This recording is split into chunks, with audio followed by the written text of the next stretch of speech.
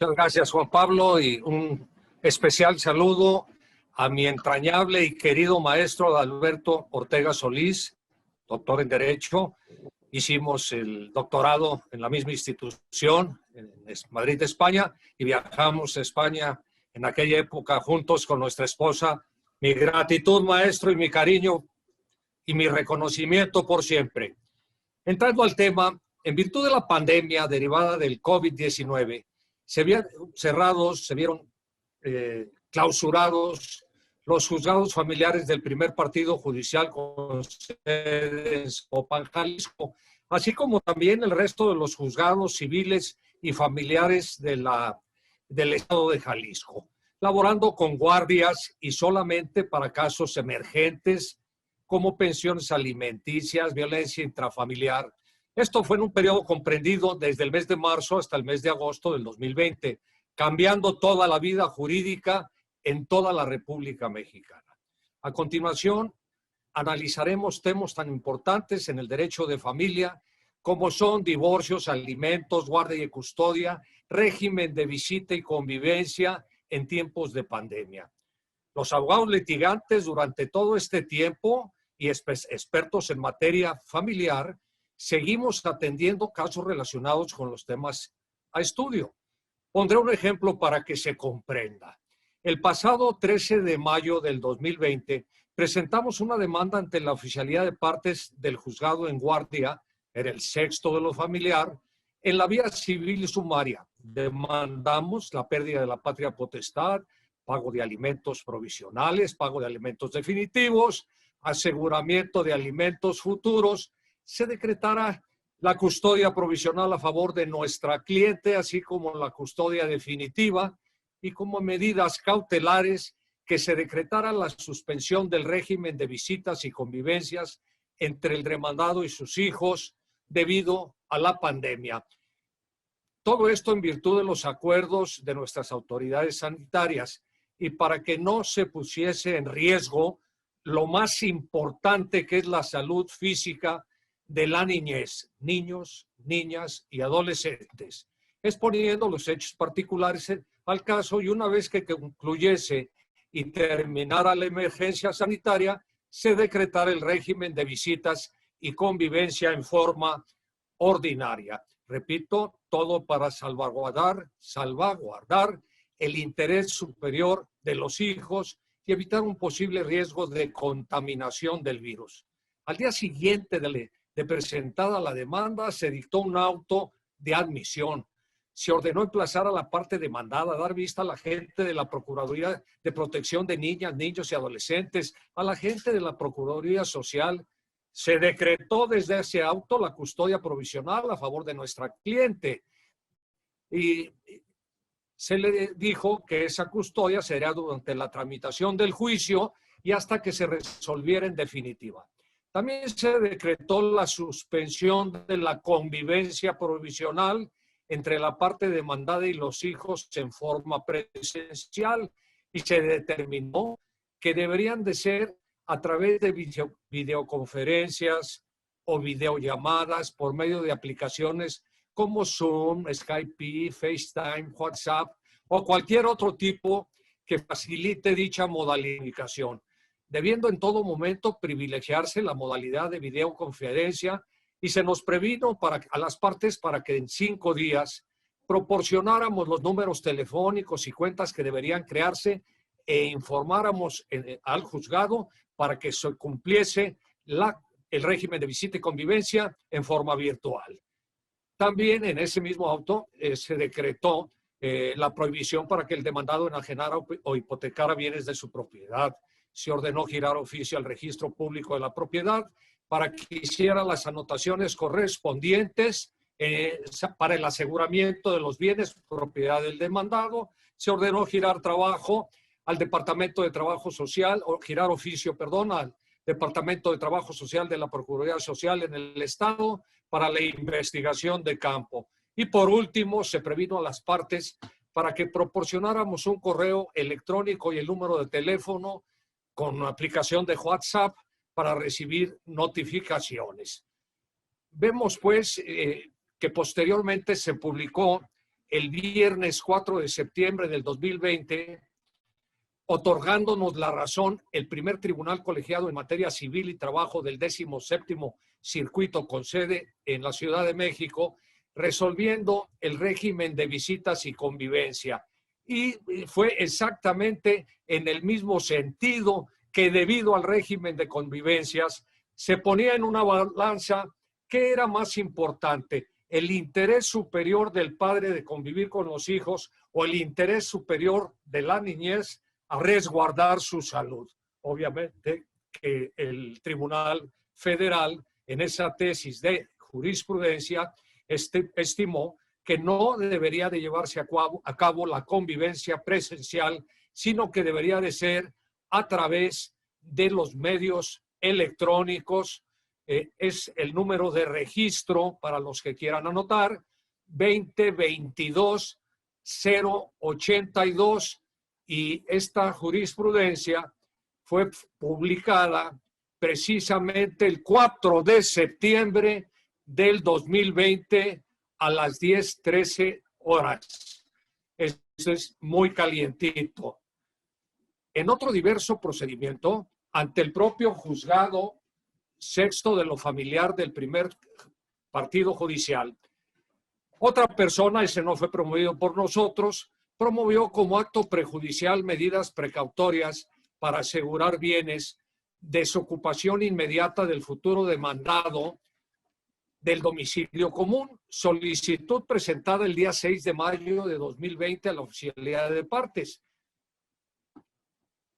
Se decretó en el acuerdo de admisión la separación del futuro demandado. Se le previno que se abstuviera de molestar a la promovente y lo que llama la atención, que se ordenó girar oficio al comisario de Seguridad Pública adjuntándole copia certificada de la resolución en comento a efecto de que instruyera a los elementos de seguridad necesarios a su cargo para que en un plazo no mayor de 5 días se constituyeran en el domicilio del futuro demandado y ejecutaran la orden de desalojo del domicilio común, misma que llevaron a cabo en forma inmediata y dieron cuenta al juez. Esto es, pasando por alto el capítulo de separación de personas como acto prejudicial, que establece que es una diligencia que debe de concurrir el propio juez y que debe de ir el auxilio de la fuerza pública. Pero bueno, vemos cómo en estas emergencias o casos de pandemia se llegó al extremo de que el juez también salvaguardara su integridad, su salud física, y esa ejecución se encomendara a la cuestión administrativa, a la policía, en este caso de Zapopan, y llevaron a cabo la separación y le dieron cuenta al juez y lo previnieron conforme al acto, sustituyéndose a la autoridad judicial, y algunos de los presentes, sobre todo los abogados que están escuchando, dirían, bueno, pues hubo una violación a esa norma de procedimiento, pero bueno, pues sabemos que las normas procesales en el amparo indirecto se reservan para la sentencia definitiva y sigue. Hablemos ahora del divorcio. En el divorcio, que viene del latín divorcium, significa separar o separarse lo que estaba unido. En la actualidad el divorcio es la disolución del vínculo matrimonial que deja a los que fueran cónyuges en aptitud de contraer nuevas nupcias. Nosotros hablábamos del matrimonio como una institución de carácter público, de interés social, por el cual dos personas decidían compartir un estado de vida para su realización personal y la fundación de una familia. Y digo dos personas porque ya sabemos que actualmente cabe el divorcio entre personas del mismo sexo. A partir de la última reforma que trajo como consecuencia o que tuvo como antecedente inmediato el derecho humano de libre desarrollo de la personalidad, y que fue el primer paso que, atendiendo a los tratados internacionales, a los derechos humanos, se dijo que ya no era necesario invocar causal alguna para poder obtener la disolución del vínculo matrimonial. De tal suerte que el artículo 404 del Código Civil se reformó y se derogaron todas las causales de divorcio. Había más de 39 causales de divorcio porque en cada fracción comprendían varios supuestos o varias hipótesis. Bueno, ahora para divorciarse se conoce como divorcio incausado en la doctrina. ¿Qué quiere decir el divorcio incausado? Que basta que cualquiera de los cónyuges quiera intentar la demanda de divorcio en la vía civil ordinaria y ahora no va a invocar que la fracción 1, infidelidad sexual, que el abandono del domicilio conyugal, que no proporcionó alimentos. Todas las causales fueron al bote de la basura porque el derecho, señores, es dinámico, es cambiante, es evolutivo.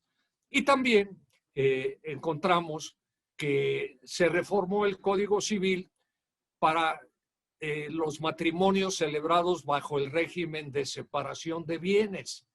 Yo me casé por separación de bienes. Mi señora se dedicó preponderantemente al cuidado y la formación de mis hijos, no adquirió bienes porque no trabajó. Entonces, el artículo 417 bis establece en Jalisco que debe de haber una compensación para esta persona que se dedicó al cuidado y la formación de los hijos, de una indemnización hasta el 40% de los bienes adquiridos por el diverso cónyuge. Desde luego que no entran los bienes adquiridos por donación, por herencia, antes de la celebración del matrimonio o antes de que entró en posesión, en tratándose de la usucapión.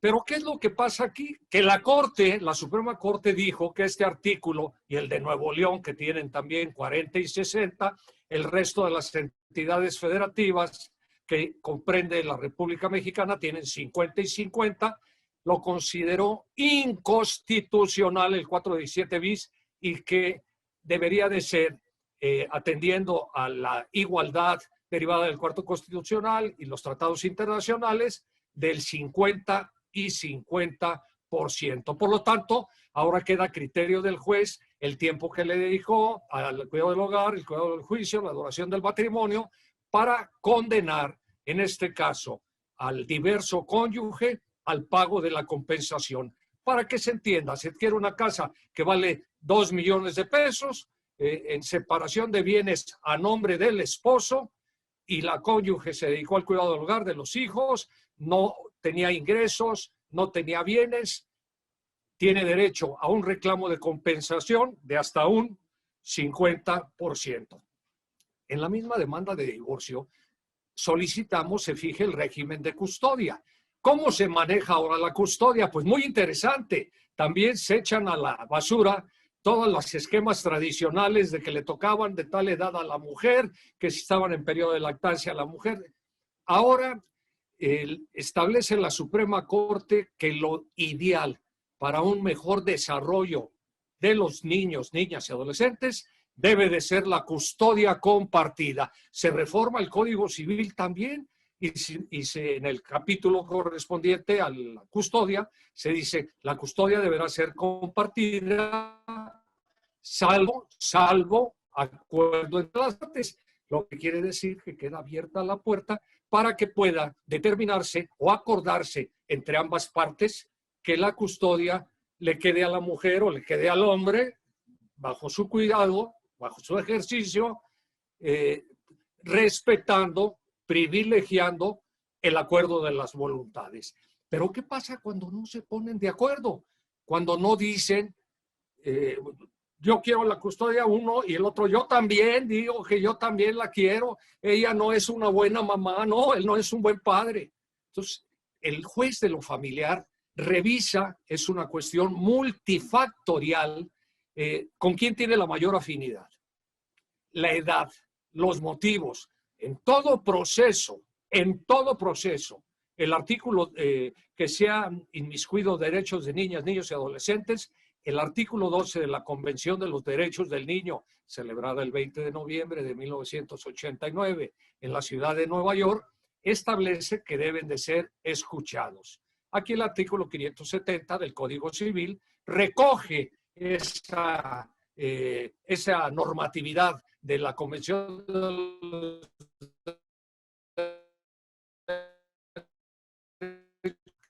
involucrados en niños y adolescentes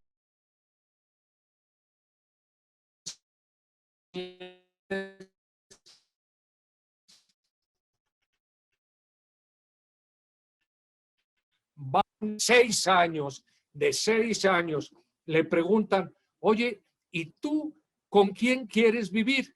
Yo quiero vivir con mi papi. ¿Y por qué quieres vivir con tu papi? Porque mi papi nunca me regaña, me deja hacer lo que quiero, no me pone tareas y no me castiga cuando hago cosas malas. Pues entonces seguramente el juez de lo familiar le va a decir, te vas con la mamá, que es la que está pendiente de tu educación, de tu formación. Y aquí hago un paréntesis, porque en Jalisco me acabo de enterar que se hizo una propuesta en el Congreso para que se reforme el 417 bis y que quede el 50% en todas las hipótesis. Aún no se pica, aún puede ser rechazado por las anotaciones, si va a adecuar con el resto de la República. Como lo mejor óptimo para la crianza de los niños, niñas y adolescentes. Quiero decirles que en materia familiar, decir el menor es peyorativo, es infamatorio. Los niños son menores de edad, pero son personas menores de edad. En el derecho familiar, ya en las últimas reformas y los últimos criterios también jurisprudenciales, ya nos citan como en antaño, que hablaban que el menor, que la menor,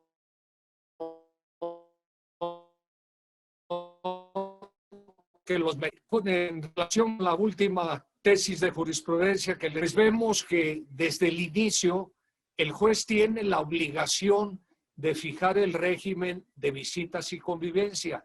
Cuando no lo hace, nosotros tenemos la oportunidad de demandar que se decrete de inmediato el régimen de visitas. Llega al juez federal y el juez de distrito de inmediato, él se sustituye al juez familiar y decreta el régimen de visitas y convivencia. Cuando no estamos en una época de emergencia como la actual, que es de pandemia, pues ahora el régimen lo decretan, dijimos, por los medios electrónicos. En otras condiciones, no. Y ahora pasamos a uno de los puntos más interesantes, que es de la pensión alimenticia. En la pensión alimenticia hasta hace muy poco tiempo todavía había que presentar 2 testigos, acreditar la urgencia y necesidad de la medida, acreditar las posibilidades del deudor alimentario o demandado antes de que se dictara la sentencia interlocutoria que condenara al pago de la pensión de alimentos provisionales. También todo eso es historia. Ahora, en la misma demanda, tenemos que decir, bajo protesta de decir verdad, el nivel de vida que tiene el demandado, las posibilidades bajo protesta de decir verdad de los ingresos que tiene, las fuentes en las cuales yo me apoyo, e igualmente, bajo protesta de decir verdad, tengo que señalar, en primer lugar, el nivel de vida de los acreedores alimentarios. Había una jurisprudencia de la Corte que señalaba que el acreedor alimentario debería de reservarse para sí 2 tantos de la condena de lo que correspondía a un acreedor alimentario. De tal suerte que si eran 2 acreedores alimentarios, era 25 y 25, y el 50% se reservaba el deudor alimentario para su subsistencia. Viene, o si son 3 acreedores, sería 20, 20 y 20, 60% para los acreedores alimentarios, y 20 era el doble 40, y se reservaba el deudor alimentario 40% para subsistir.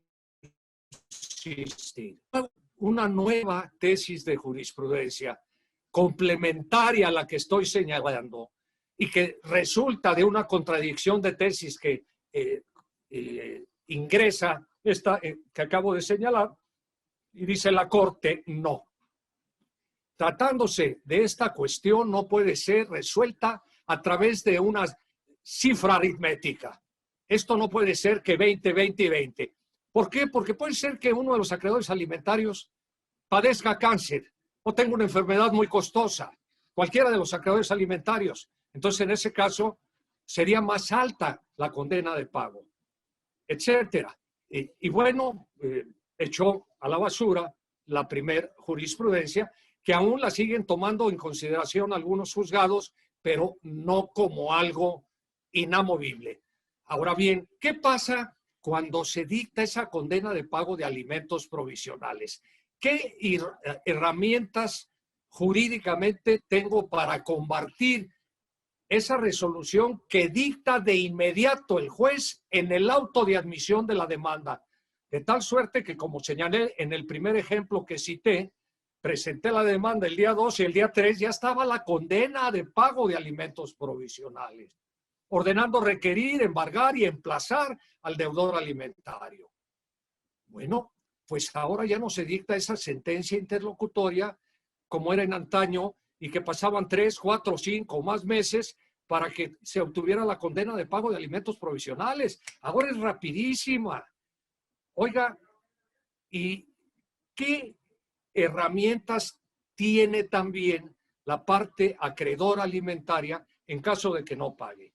Bueno, para nosotros es muy cómodo cuando la persona tiene un empleo, una fuente de ingreso, ya sea un gerente, un empleado, un magistrado, un juez, que trabajen en Dulces de la Rosa, en donde sea. Es muy fácil girar el oficio y le indica a uno al juez desde el libelo, desde el escrito inicial de demanda, que le deposite al acreedor alimentario o a los acreedores alimentarios en una cuenta. Y es muy cómodo para todas las partes porque no tienen que estar yendo a la monserga de los tribunales y con la pandemia ahora de contagiarse del COVID-19. Entonces, esto es muy cómodo. Entonces, ¿con qué caminos legales puedo hacer efectivo el pago de una pensión alimenticia provisional o definitiva? Pues tenemos primero lo del embargo, que ya lo señalamos. En segundo lugar, la ley de migración en su artículo 48, fracción última, establece que cuando se deja de pagar alimentos, la pensión alimenticia, por más de 60 días, 60, se gira oficio a la Secretaría de Relaciones Exteriores y ya no puede salir del país el deudor alimentario hasta que acredite haber pagado la pensión alimenticia. Ah, caray, pues tenemos también otro.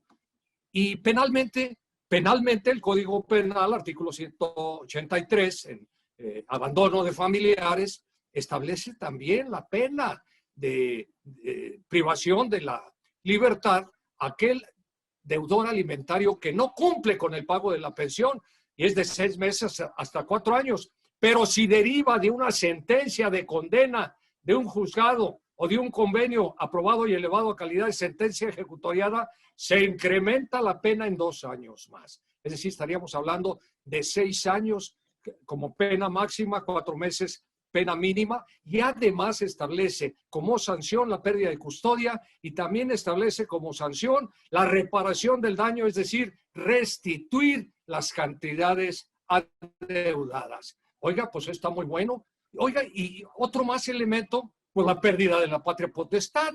Eso lo establece el artículo 598 del Código Civil. Y es muy claro, el artículo 598 del Código Civil dice será causa de pérdida de patria potestad, entre varios supuestos, el falta de cumplimiento de sus obligaciones alimentarias. Oiga, ¿y de qué sirve que yo tenga la patria potestad y que la pierda el diverso padre? Pues muy bueno, porque si ya quieres salir a los Estados Unidos de América, Europa, o quieres cambiar de domicilio, él ya no tiene derecho para oponerse. Tendrá derecho para convivir, ese es un derecho sagrado. Tendrá siempre, aún con la pérdida de la patria potestad, derecho a convivir. Oiga, pero fíjese que en ese derecho de convivencia fue precisamente porque golpeaba a los niños. Entonces la convivencia la examina el juez y habrá casos que la podrá suspender o decretar supervisada, como es ordinariamente, pues en el centro de convivencia, lo que se conoce como el parque hundido, y entonces ahí se llama convivencia supervisada para evitar, por ejemplo, cuando hay el riesgo que uno de los padres es extranjero y dice, pues me voy a llevar al niño, a los niños, y yo sabré cómo luego no los vas a volver, se promueve una medida cautelar y el juez ordena que la visita sea supervisada para evitar que vayan a ser sustraídos del país o del Estado los niños, niñas y adolescentes, hijos de esa pareja, que esto se da casados o no casados. Y también aquí hablaría del derecho de los concubinos. La concubina y el concubinario tienen derechos y obligaciones de otorgarse alimentos recíprocamente, tal y como está en el matrimonio. Y hay una jurisprudencia que dice, si el matrimonio duró 10 años, podrá tener derecho, si carece de bienes, de trabajo, de ingresos, a una pensión alimenticia por el tiempo que duró el matrimonio. Y tratándose del concubinato, hay jurisprudencia también que deberá de ser por todo el tiempo que duró el concubinato. Oiga, pues qué interesante. Y si ya tenían 3 o 4 o 5 meses sin vivir juntos los concubinos, ¿puede la concubina o el concubinario demandar al diverso, a la diversa pareja por el pago de pensión alimenticia? Por supuesto que sí. Antes era impensable. En Jalisco somos uno de los estados tradicionales o más conservadores y ni siquiera tenemos un capítulo de concubinato. En Hidalgo, en Zacatecas, no nada más tienen un capítulo de concubinato, sino que lo equiparan como el matrimonio. Nosotros siempre hemos dicho que el matrimonio tiene como fuentes, la familia tiene como fuentes el matrimonio, el concubinato o parejas estables, porque ahora puede una pareja que no está libre de matrimonio, es Juan y María. Juan está casado, pero tenía 20 años separado de su señora, nunca se divorció. Y él ya tenía otra pareja con la que vivía, había hecho una familia y hubiese o no hubiese hijos. ¿Qué pasa? Pues que esa pareja, que no es concubina, porque nosotros en nuestro código, para que tenga derecho la concubina o concubinario, tiene como un requisito indispensable el que estén ambos libres de matrimonio, que no exista más de una concubina o concubinario, tanto para la cuestión de la herencia, de tener derecho a la pensión alimenticia, o para heredar, porque a partir del 14 de septiembre de 1995, fecha en que entró en vigor el nuevo Código Civil, pues a partir de esa fecha, en el artículo 2941, aparece por primera vez que tiene derecho a heredar la concubina y el concubinario, siempre y cuando hubiesen vivido 5 años que precedieron a la muerte del autor de la sucesión o 3 años si es que procrearon hijos. Y tratándose de alimentos, dice, la masa hereditaria está afectada preferentemente al pago de alimentos. Y en la fracción última dice, a la persona con quien el testador vivió los 5 años que precedían su muerte, ambos libres de o 3 años o hijos. En alimentos ya quita los 3 años cuando se procrean hijos. Dice 5 años que precedieron o haber procreado un hijo. De tal suerte que si tenían 1 año y ya había un hijo procreado, ya tiene esa señora derecho a demandar el pago de alimentos. ¿Qué pasa cuando en un testamento el testador es omiso y no señala los alimentos que le corresponden a un hijo menor de edad, a un incapaz, a la cónyuge, a la concubina o a la pareja estable? Cabe la demanda de inoficiosidad de ese testamento. ¿Qué consecuencia jurídica acarrea que el testamento sea inoficioso? El testamento sigue siendo válido. Lo único que pasa es que se asegura el pago de la pensión alimenticia con las reglas especiales que establece la sucesión y todo lo demás subsiste. ¿Cómo andamos en tiempos, licenciada? Muy bien, maestro. Adelante. Andamos en buen tiempo. Andamos en buen tiempo, sí. Correcto. Vamos a entrar a las modalidades del divorcio, que no las hemos comentado. ¿Cuáles son las modalidades? Pues ya dijimos que el divorcio contencioso, divorcio necesario, diciendo vengo a demandar el divorcio incausado. Yo ya le cambié de denominación, ya no le digo divorcio necesario, ahora le pongo la nueva semántica, divorcio incausado. Y queda también el divorcio por mutuo consentimiento, que a su vez tiene diversas modalidades. Número 1, el divorcio por mutuo consentimiento ante la autoridad judicial, en la cual se acompaña un convenio, y en ese convenio le voy a decir al juez, en primer lugar,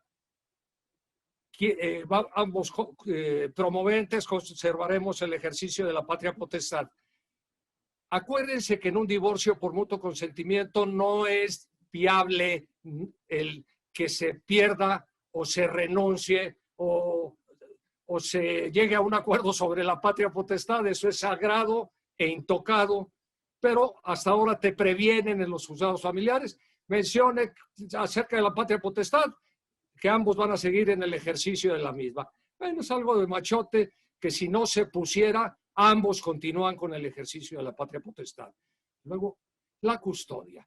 La custodia, que ya dijimos que debe ser compartida, salvo que las partes acuerden algo diferente. Yo encuentro todavía en este momento que muchas de las personas recurren a la custodia convencional, que quede a favor de la mamá, y el régimen de visita y convivencia, que un fin de semana con papá, viernes, sábado y domingo, el fin de semana siguiente con la mamá, entre semana 2 días visita a papá y se puede llevar al hijo a comer con la obligación de hacer las tareas o llevar a las clases extracurriculares o especiales que tengan los hijos.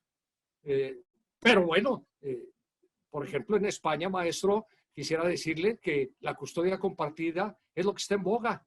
Y mi hijo Guillermo hizo su tesis doctoral sobre ese tema y ahora el niño o los hijos no salen del domicilio conyugal. Ellos siguen en su hábitat natural con sus mismos amiguitos, la misma colonia, y los que salen es papá o mamá, ya sea un mes uno, otro mes otro, ya sea un año uno, un año el otro, ya sea 6 meses, 6 meses, 3 meses, 3 meses. Aún en México no se da este tipo de custodia compartida, pero no dudo que en un futuro no muy lejano ya a los niños se les diga deben de permanecer y una semana o 15 días papá y otro 15 días la mamá, de tal suerte que ahora los que salen son los padres. Y yo digo padres porque protestan los padres adoptivos, porque muchas disposiciones y jurisprudencias hablan de progenitores y ellos no son progenitores, ellos son padres, padres adoptivos. En el caso de la adopción plena, pues tal y como si fuesen hijos biológicos y no aparece en el registro civil ningún antecedente de que fueron adoptados, lo que se me hace muy bueno, pero se recomienda que siempre estén enterados los hijos acerca de las adopciones. Sigo con las modalidades del divorcio por mutuo consentimiento. Encontramos el divorcio administrativo, que se tramita ante el oficial del registro civil. También actualmente hay una cita, 30 días, hay que volver. Ya esto se aprobó por el Congreso, aún no se ha publicado. Algo que le quisieron llamar divorcio express, que es una total disparate jurídico. El divorcio express, que no hay en Jalisco, lo hay en la Ciudad de México y en Michoacán y en otros estados.